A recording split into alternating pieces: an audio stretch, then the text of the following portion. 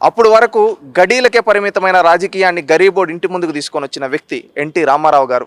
అప్పుడు వరకు రాజకీయాలంటే జమీందారులు, పెత్తందారులు, ఎవరో రాజులు ఇలాంటి కుటుంబాల నుంచి మాత్రమే చేశారు.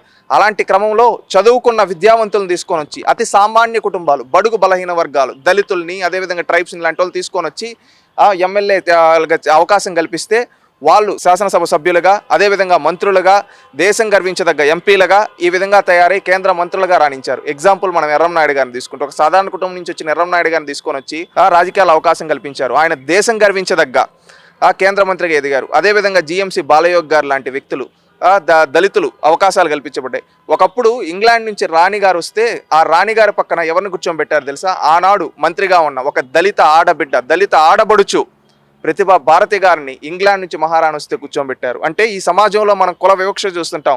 అలాంటి కుల వివక్షత పైన రాజీ లేని పోరాటం చేసిన వ్యక్తి ఎన్టీ రామారావు గారిని సగర్వంగా చెప్పుకోగలుగుతాం.